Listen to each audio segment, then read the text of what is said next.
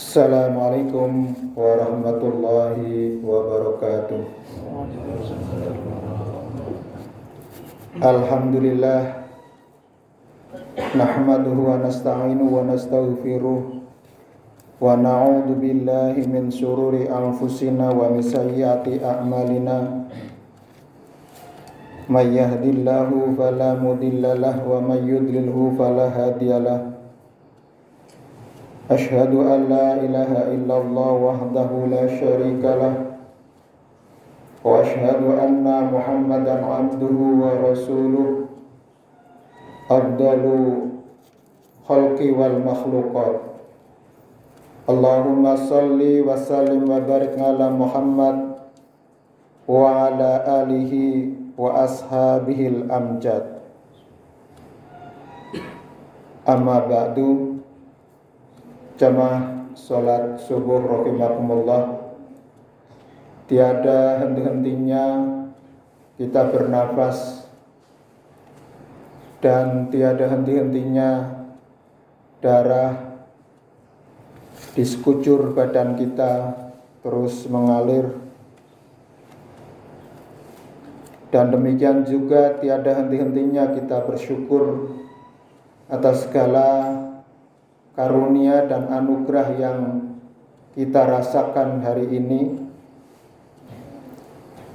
Maka sebagai bukti bahwa nikmat ini adalah nyata bagi kita adalah syukur atas segala yang Allah anugerahkan kepada kita sekalian, sehingga Allah akan memberikan kita tambahan nikmat yang lain.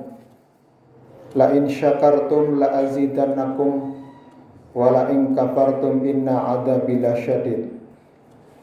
Yang sebenarnya syukur dan kewajiban yang menyertai, yaitu beribadah, ketaatan, ketundukan kepada Allah, itu adalah menjadi tugas dan kewajiban hidup kita. Sehingga Allah berfirman, sesungguhnya Allah menciptakan jin dan manusia hanya untuk beribadah kepadanya.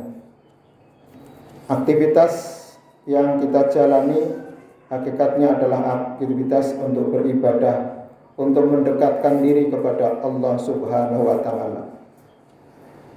Salawat serta salam kita aturkan kepada junjungan kita Rasulullah Muhammad SAW, sang suri teladan agung yang telah membawa ajaran Islam ini menjadi pencerah, menjadi pembeda, menjadi penyejuk, menjadi pendamai dari segala konflik yang terjadi di dalam kehidupan manusia.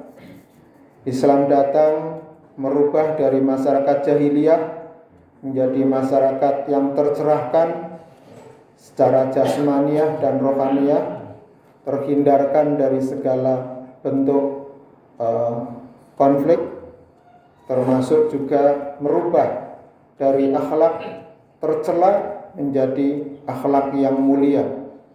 Maka misi utama Rasulullah SAW diutus ke muka bumi ini adalah untuk merubah, untuk memperbaiki dari akhlak atau moral masyarakat, untuk menciptakan suatu kondisi tata pergaulan, tata etika di dalam masyarakat yang lebih baik.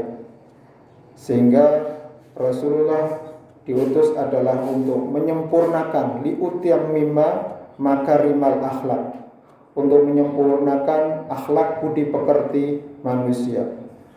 Konflik di tengah-tengah masyarakat itu berawal dari akhlak mazmumah, akhlak yang tercela.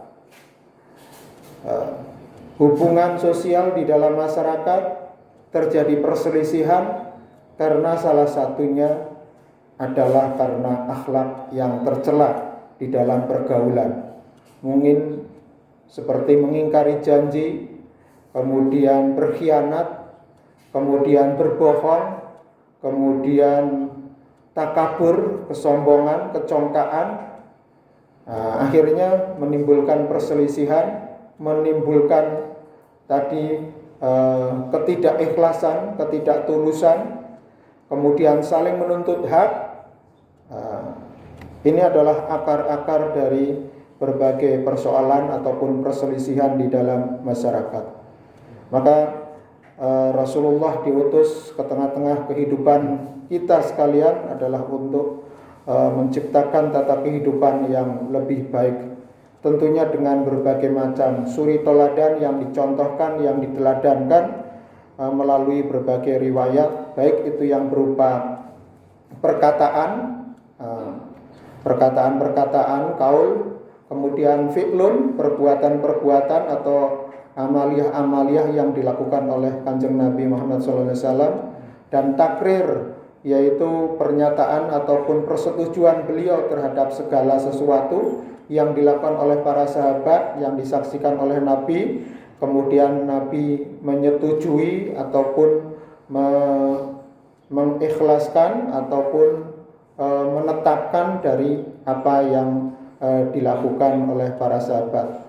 Itu adalah contoh-contoh, itu adalah model-model yang dilaksanakan atau yang diterapkan dalam kehidupan selama beliau masih sugeng, sampai apa yang disampaikan baik perkataan, perbuatan, dan takrir Nabi itu terdokumenkan dengan rapi, dengan baik dalam kitab-kitab hadis yang itu menjadi penjelas atau membayin terhadap apa yang terdapat di dalam Al-Quran Al-Karim.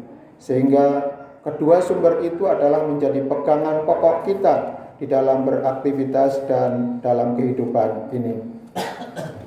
Jamaah rahimakumullah, Rasulullah Shallallahu Alaihi Wasallam bersabda dalam satu riwayat, an Aisyah radhiyallahu anha qalat, ya Rasulullah, naral jihada afdalul amali, afdalu jihad, qala la lakunna afdalul jihad al-hajju mabrurun, rawahu Bukhari. Jamaah rahimakumullah, izinkan kami menyampaikan beberapa hal yang terkait dengan tidak hadirnya kami selama 12 hari di masjid ini karena salah satu aktivitas ibadah yang disunahkan oleh Rasulullah SAW, yaitu menunaikan ibadah umrah. Maka kami sampaikan yang terkait dengan hal-hal mungkin bisa dikatakan sebagai suatu pengalaman ataupun sebagai suatu rihlah. Sering dikatakan oleh Ustadz Widaryanto bahwa rihlah atau perjalanan ilahi menuju ke kampung akhirat itu setiap diri akan kita lakukan. Tapi ini kita sampaikan beberapa hal yang terkait dengan menunaikan ibadah haji dan umrah. Dari riwayat yang disampaikan oleh Siti Aisyah, kemudian yang terdokumenkan oleh Bukhari, dikatakan bahwa dari Aisyah, an Aisyah radhiyallahu anha, mudah-mudahan Allah meridhoinya, qalat, ya Rasulullah, naral jihad afdalul amal, apakah kami melihat jihad itu adalah amal yang utama. Afala nujahid, apakah kami kaum wanita tidak turut berjihad? Qalat la nakunna afdalul jihad. Rasulullah menjawab, jihad yang utama ialah al-jihadu afdalul jihad hajjum mabrurun. Jihad yang utama ialah mengerjakan haji yang mabrur. Hadis riwayat Bukhari. Jamaah rahimakumullah, dalam suatu dialog yang pernah terjadi antara Siti Aisyah dengan Rasulullah SAW, menurut suatu riwayat hadis Bukhari, Ummul Mukminin pernah menanyakan kepada Nabi, kenapa kaum wanita tidak diberi kesempatan berjihad? Mungkin pertanyaan itu timbul karena kaum wanita tidak diikutkan dalam perperangan di zaman Rasulullah, kecuali di belakang garis medan perang, seperti merawat, menyiapkan makanan, dan lain-lainnya. Rasulullah SAW menjawab, jihad yang paling utama ialah mengerjakan haji yang mabrur. Dalam hadis yang lain yang diriwayatkan oleh Ibnu Majah dari Abu Ja'far, Rasulullah pernah pula menerangkan kepada istri beliau Ummu Salamah bahwa mengerjakan ibadah haji adalah jihad bagi orang yang lemah. Sedang hadis yang lain yang diriwayatkan oleh Nasa'i dari Abu Hurairah diterangkan oleh Rasulullah, jihad bagi orang-orang yang lemah dan kaum wanita ialah melaksanakan ibadah haji dan umroh. Jamaah rahimakumullah, ini sabda Rasulullah bahwa salah satu kewajiban umat Islam ataupun ibadah di dalam Islam itu adalah berjihad. Tentu ada beberapa pengertian. Kalau pada masa Nabi, jihadnya adalah peperangan atau mengangkat senjata. Apakah saat ini itu kita juga berjihad mengangkat senjata? Kalau dalam keadaan bangsa kita sudah 78 tahun Indonesia merdeka, tentu konteksnya akan berbeda. Ya, mungkin pada saat ini saudara kita di Palestina sedang berjibaku untuk mempertahankan jiwa seperti kita ini. Sholat berjamaah sangat sulit karena ancaman rongrongan roket, peluru, kendali, dan nuklir barangkali sudah siap untuk dipencet saja tombolnya, mesin-mesin militer itu akan bergerak dan akan meluncurkan roket-roketnya. Tapi kita sangat bersyukur, kita merdeka, tenang, melaksanakan ibadah dengan berbagai amaliyah tanpa ada ketakutan terhadap itu. Maka jamaah rahimakumullah, jihad yang paling ringan di antaranya itu adalah menurut Rasulullah adalah bagi orang-orang yang lemah dan kaum wanita ialah melaksanakan ibadah haji dan umroh. Pada berbagai kesempatan dan dengan versi yang tidak banyak perbedaannya antara yang satu dengan yang lain, pada pokoknya Rasulullah Sallallahu Alaihi Wasallam mengkualifikasi pelaksanaan ibadah haji sebagai suatu jihad. Melaksanakan ibadah haji itu memerlukan semangat perjuangan yang sungguh-sungguh, yang di dalam istilah Islam disebut jihad. Sejak berangkat dari rumah sendiri sampai selesai mengerjakan manasik haji, para jamaah haji bertemu dengan kesulitan demi kesulitan yang harus diatasi dengan kekuatan jiwa dan sabar. Makan dan tidur tidak teratur, tinggal di pondok ataupun di hotel atau di tempat penginapan yang berjejal-jejal. Air kurang, mau ke belakang atau ke WC atau toilet harus antri karena berjuta-juta manusia sama tujuannya, yaitu ke kamar mandi atau ke WC. Menunggu giliran, dorong-mendorong ketika melaksanakan tawaf mengelilingi Ka'bah. Dari semua penjuru dunia, orang pada satu titik, kita bisa membayangkan betapa dalam hal ini adalah merupakan mengeluarkan segala daya dan upaya. Mengelilingi Ka'bah sebab ratusan ribu jamaah atau pada saat kalau ibadah haji sampai 2 juta manusia pada saat yang sama ingin segera melaksanakannya. Melontar jumrah di Mina juga berebut. Maka kadang-kadang tolak menolak, senggol menenggol. Waktu wukuf di Arafah tinggal di dalam tenda-tenda di bawah panas matahari yang terik dan berpuluh-puluh kesukaran-kesukaran lainnya yang tidak biasa dialami. Ya, kalau di dalam kehidupan kita sehari-hari mungkin kehidupan yang normal kita bisa melaksanakan ya, yang terkait dengan urusan biologis kita atau sistem metabolisme kita mungkin nggak masalah. Kita mau makan dan minum serta istirahat itu cukup kalau di rumah kita. Tapi ketika kita menunaikan haji dan umroh, di sana tumpek blek semua manusia menuju di sana sehingga membutuhkan akses yang sama. Nah, inilah betapa perjuangan yang harus dilakukan.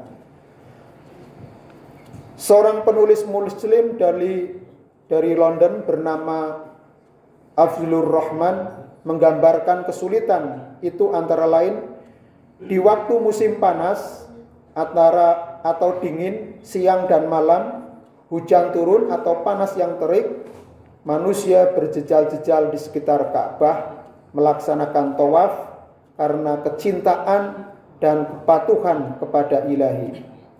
Tatkala Ka'bah dilanda banjir, ini tahun 1969,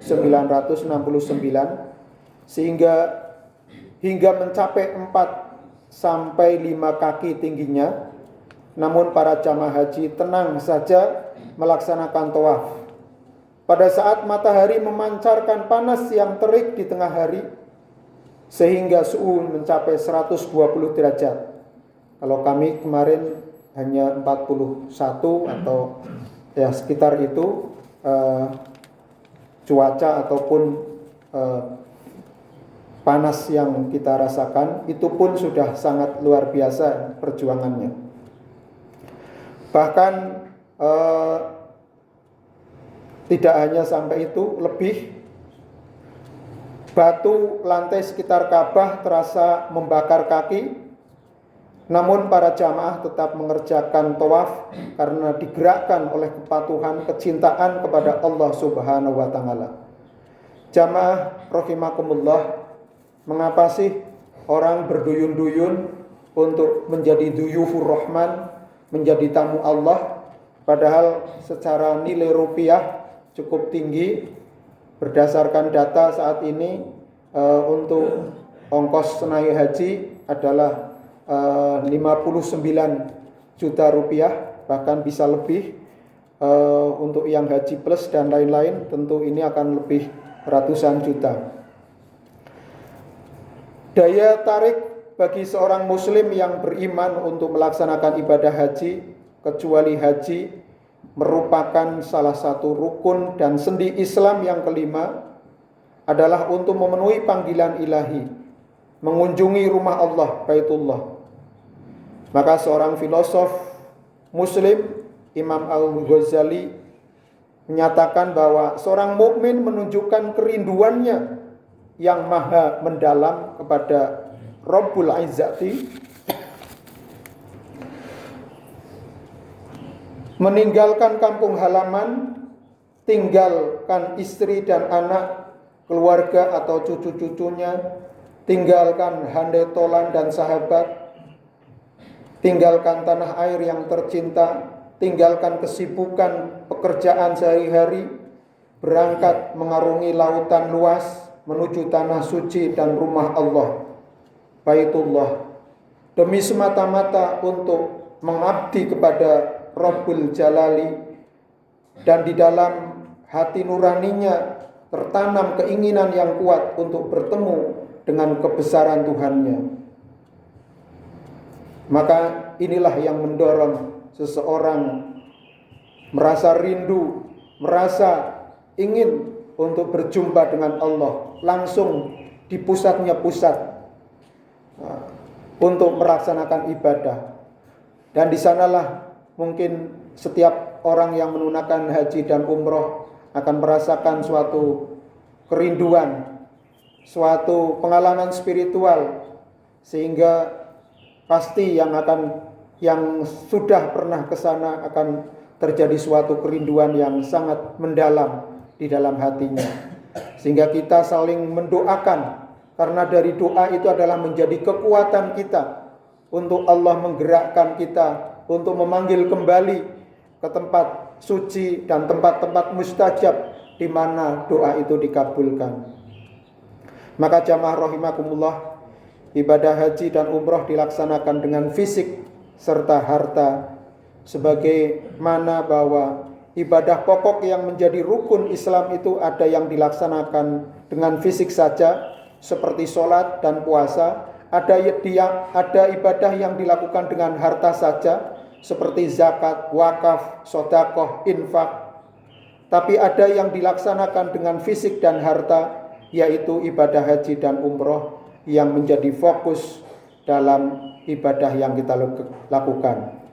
Maka tidak heran apabila Rasulullah mengkhawatirkan pelaksanaan ibadah haji itu sebagai satu jihad, perjuangan yang sungguh-sungguh.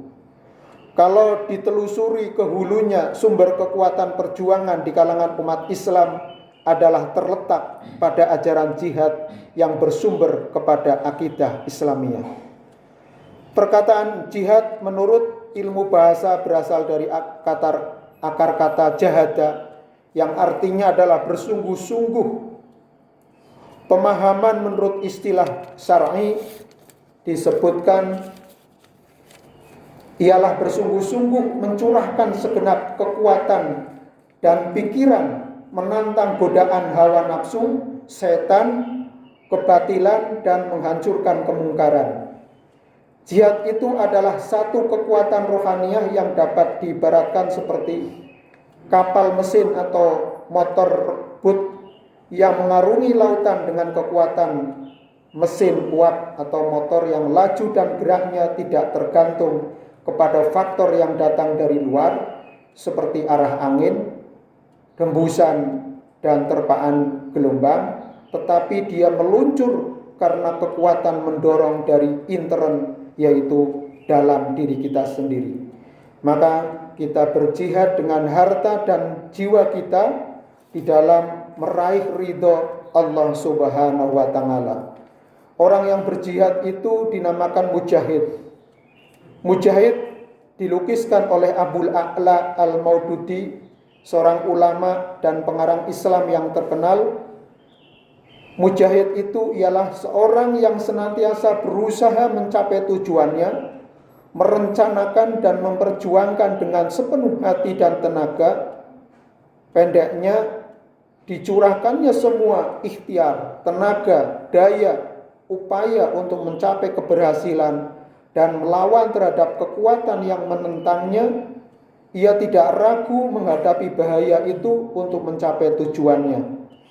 Maka jamaah rahimakumullah, marilah kita berikhtiar untuk bisa menunaikan rukun Islam yang kelima dengan perencanaan yang baik dalam kehidupan kita, terutama adalah financial planning untuk keluarga kita, karena itu salah satu unsur man istata'a ilaihi sabila. Maka barang siapa yang bisa menunaikan ini, wa min alamatil hajjil mabrur ayyakuna hajjan ahsana halan min qabli wa ayyakuna qudwatan ahlil balad. Di antara tanda-tanda haji mabrur ialah bahwa seorang yang sudah menunaikan ibadah haji lebih baik keadaannya dalam segala hal sesudah kembali dari Makkah dibandingkan dengan sebelumnya, dan ia menjadi contoh atau ikutan dalam masyarakat. Artinya ada perubahan-perubahan ke arah kebaikan dalam segala gerak-gerik, laku dan pembawaannya, baik berkenaan dengan ibadah, kadar takwa, amal ibadah, akhlaknya dan lain-lain. Ganjaran bagi seorang haji yang mabrur telah dilukiskan Rasulullah dalam suatu hadis, al-hajjul mabrur laisa lahul jazaun illal jannah. Haji mabrur itu ganjarannya adalah surga. Muttafaq alaih. Terima kasih, mohon maaf atas segala kekurangannya. Semoga ini menjadi semangat bagi kita untuk melakukan amal soleh yang lain. Wabillahi taufiq wal hidayah. Wassalamualaikum warahmatullahi wabarakatuh.